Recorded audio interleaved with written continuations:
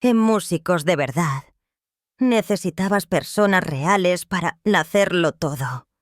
Entonces, cuando era niño, tocaba mucho en fiestas, Ya sabes, bodas y bar mitzvahs y... imaginen esto. Una tarde tranquila estalla repentinamente con ondas de choque en todo el mundo del rock. Lee Ritenour, el virtuoso de la guitarra, de smooth jazz y fusión, finalmente rompió su silencio y expuso sus pensamientos largamente ocultos sobre Pink Floyd. Durante décadas, la banda se había erigido como un monumento imponente del rock, adorado por millones. Pero hoy Ritenour destrozó la ilusión. Sus revelaciones no fueron observaciones gentiles. Fueron duras, sin filtros, y pintaron a Pink Floyd no como leyendas intocables, sino como hombres profundamente defectuosos, atormentados por la rivalidad, los egos y los escándalos. Los fans que crecieron perdidos en Dark Side of the Moon y The Wall, de repente tuvieron que enfrentarse a una fea verdad. Detrás del arte había caos. Desde el principio, la historia de Pink Floyd fue tanto de conflicto como de música. Piensen en los primeros días en los clubes underground de Londres, en la década de 1960. Syd Barrett, el visionario fundador, les trajo fama con su sonido experimental. Sin embargo, la fama lo devoró. Su declive mental, acelerado por el consumo excesivo de LSD, convirtió los ensayos en pesadillas. Los compañeros de banda se debatían entre la pena y la frustración, hasta que David Gilmour fue traído, apartando a Barrett de manera efectiva. Esa decisión marcó la pauta. Pink Floyd siempre equilibraría la brillantez con la traición. Como señaló Ritten, el genio del grupo a menudo prosperó a la sombra de la crueldad. Ninguna disputa en la historia del rock ardió más larga y brillantemente que la guerra entre Roger Waters y David Gilmour. Fue un choque de fuego y hielo. El implacable impulso de Waters para dominar cada aspecto del proceso creativo de Pink Floyd contra la insistencia silenciosa de Gilmour en la melodía, la belleza y la colaboración. Imagínenlos en el estudio durante la creación de The Wall.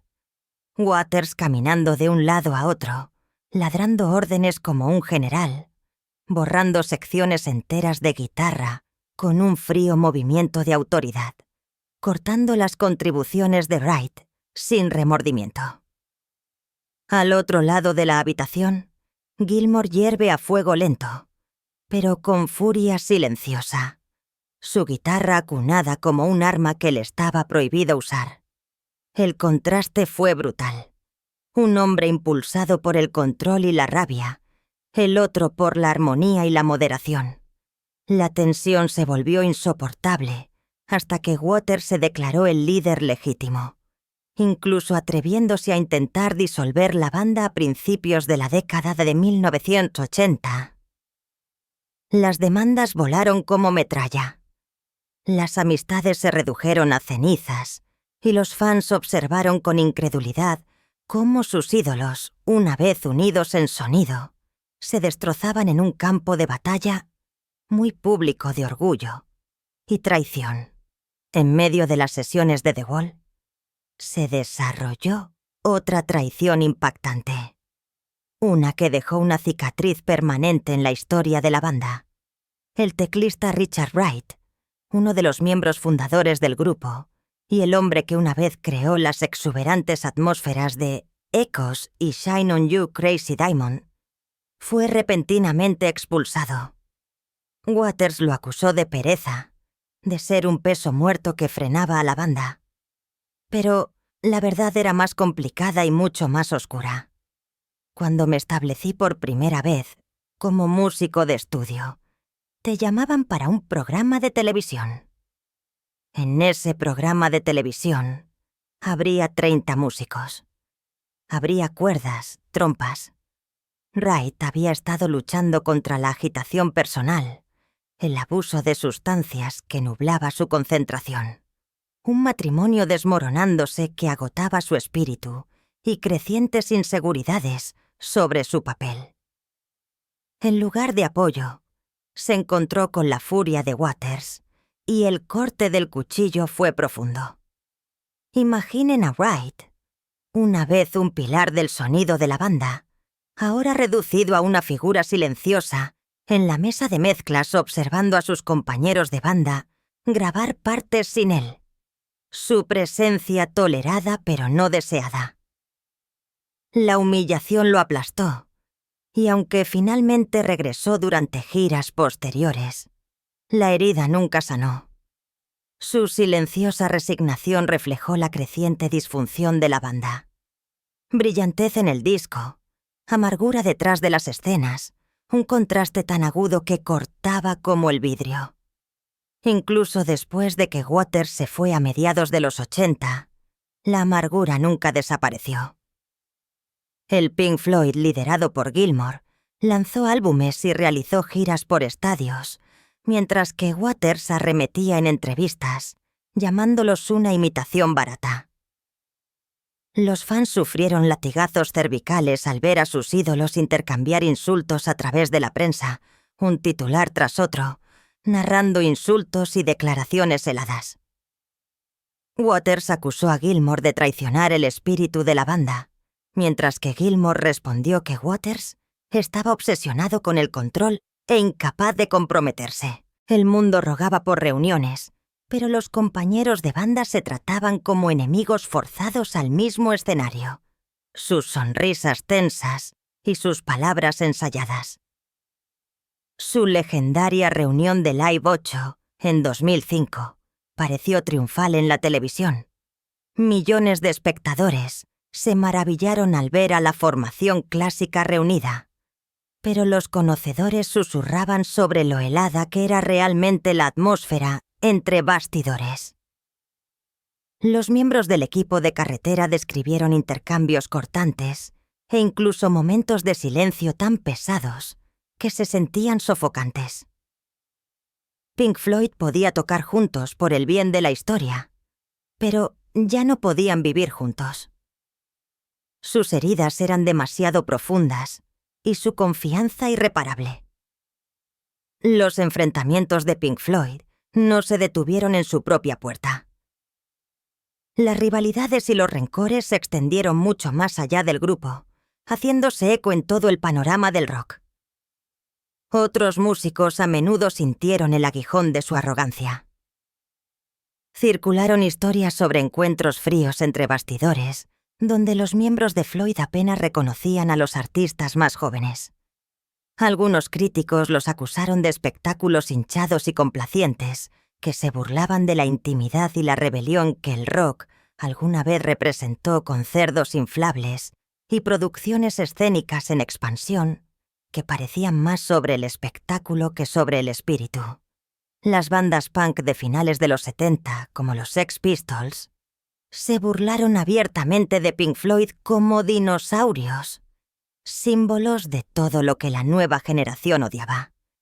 Johnny Rotten incluso usó una camiseta con la leyenda «Odio a Pink Floyd», una provocación que resumía la furia de la aparición del punk contra el exceso de Praga. Más allá del punk, incluso otros actos progresistas a veces se irritaban por su indiferencia, quejándose de que Floyd se negaba a colaborar o rechazaba a otros como inferiores. El choque de eras y egos reveló cuánto resentimiento inspiraron fuera de su base de fans. Por cada galardón, había un enemigo afilando palabras contra ellos, prueba de que su grandeza venía con igual desprecio. Piensen en la fortuna que amasó Pink Floyd. Enormes giras que llenaron estadios, discos de platino apilados como monumentos y mercancía icónica, que vertió dinero en sus cuentas. Pero con la fortuna llegó la codicia, y la codicia pronto envenenó el núcleo mismo de la banda. Sus finanzas se convirtieron en otro campo de batalla. Una guerra fría de contratos y firmas, donde cada punto porcentual se convirtió en un arma. Waters luchó amargamente por las regalías y los derechos de publicación, decidido a proteger lo que él veía como su visión. Gilmour respondió con demandas para mantener vivo el nombre de Pink Floyd bajo su control, negándose a dejar que el legado se desvaneciera en la sombra de Waters. Wright, todavía marcado por su despido anterior, exigió un trato más justo en años posteriores, mientras que Mason intentó en vano actuar como mediador, pero a menudo se vio arrastrado al lío legal él mismo. Millones de libras que podrían haber financiado álbumes o espectáculos escénicos innovadores, en cambio, se desvanecieron en los bolsillos de los abogados. Incluso décadas después de su apogeo, las salas de audiencia resonaban con las disputas de la banda, discusiones sobre créditos, licencias, acuerdos y quién era realmente dueño de la música.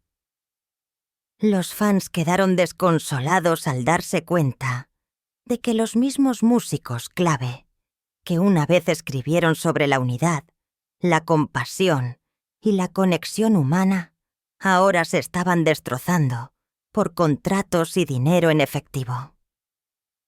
El sueño del arte colectivo se derrumbó en una saga de codicia, dejando una mancha permanente en el legado de la banda. Detrás de las cortinas, los miembros de Pink Floyd lucharon con demonios que moldearon tanto su música como sus vidas.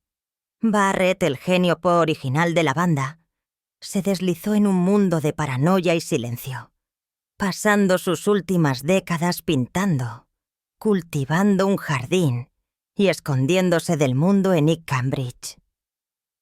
Su historia se convirtió en una advertencia de lo que la fama y las drogas podían destruir.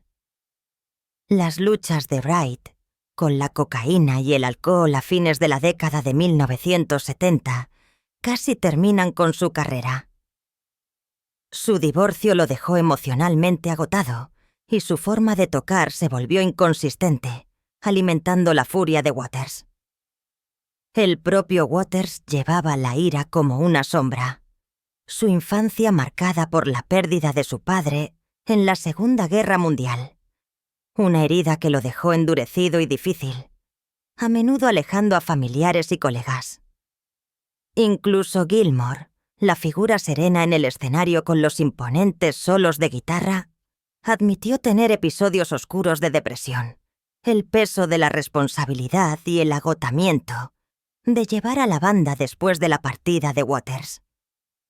Nick Mason, a menudo pasado por alto, enfrentó tensión en sus relaciones personales, mientras las interminables giras consumían su vida privada. Imaginen a estos hombres no como íconos intocables, sino como figuras frágiles y rotas, cuyo genio tuvo un costo personal devastador. Pagaron un alto precio por la grandeza, sacrificando la tranquilidad y la felicidad personal por los paisajes sonoros que definieron una era. Al final, la revelación de Lee Ritenour tocó una fibra sensible porque obligó a los fans a confrontar lo que durante mucho tiempo habían sospechado. El legado de Pink Floyd se construyó no solo sobre álbumes atemporales, sino también sobre un conflicto interminable. La imponente música de Dark Side of the Moon, la épica narrativa de The Wall, los paisajes sonoros atmosféricos. Todo nació del dolor, la rivalidad y la traición. Su historia no es solo de triunfo, sino de cicatrices que nunca sanaron. El legado de la banda está envuelto en contradicciones. Arte visionario pero egos amargos. Espectáculos impresionantes pero relaciones venenosas. Y gloria pero interminables demandas. Para muchos, esa paradoja es lo que los hace tan inquietantes. Cada nota de la guitarra de Gilmour parece llevar belleza y soledad. Cada letra de Waters gotea tanto brillantez como amargura. Su música refleja el caos de las vidas que la crearon. Un eco de amistades rotas, inocencia perdida y sueños que se les escaparon de los dedos. Lo que sonaba como exploración cósmica también era un diario de heridas internas. Lo que se sentía como triunfos en estadios a menudo enmascaraba silencios helados entre bastidores. La suya es una historia donde la inspiración y la destrucción caminaron de la mano. Los fans todavía adoran los álbumes, pero detrás de la cortina hubo traición, distanciamiento y batallas legales que se prolongaron mucho después de que la música se detuviera. Un hermoso sueño nacido de una realidad fracturada, destinado a inspirar y preocupar a las generaciones venideras. Y quizás esa sea la verdad final de Pink Floyd. Su grandeza era inseparable de su ruina.